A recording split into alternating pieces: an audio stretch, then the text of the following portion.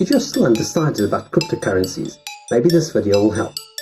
Digital currencies are a natural progression, if you stop long enough to think about it.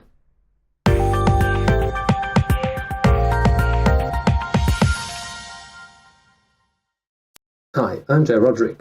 My somewhat unintentional life path has led me to formulate various opinions and conclusions about modern slavery. It saddens me to see that such a technologically advanced society is so enslaved to debt, never completely understanding that this is exactly what the powers that be have prescribed. Tragically, most never seem to understand what true freedom means. My intense frustration over the last decades has been monumental. Knowing that there's a better way forward, but seeing my fellow man in a terrible rut drove me crazy. Listening to idiots on the idiot box regularly preaching to the captive finally drove me to publish, and continue doing so. To some, Bitcoin might seem like a con or a fashionable trend. It's been around for nearly a decade. I first heard about it a few years ago, and even then, the principle of decentralization struck me as the most congruent fashion. Back then, it was all a little over my head, and I only started following with keen interest around a year ago. Now, it fascinates me to note how many of the philosophies surrounding the blockchain movement mirror my own. For those that do not understand how it works, here's a brief example.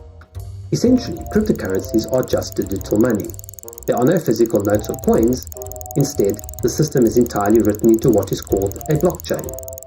It's written up of blocks of code required to keep things running. Imagine that this blockchain is one massive ledger that exists on every computer involved in maintaining the currency.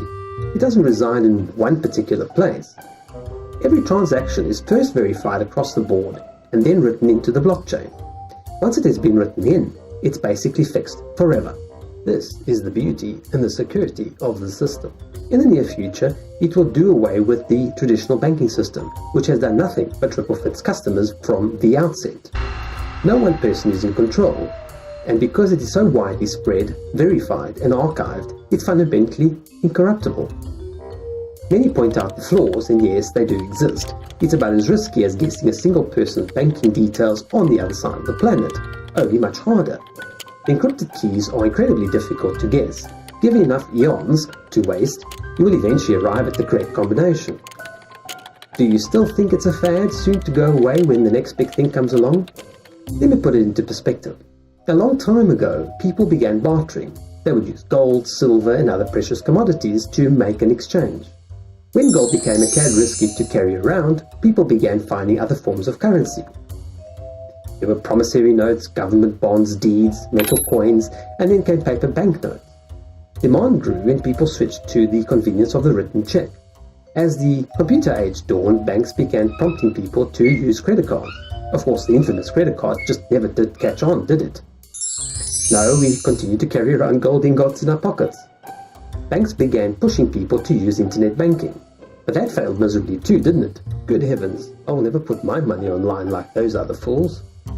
No, of course you did not. So the banks did that for you. Whether you bank online or not, your banks are all digital anyway.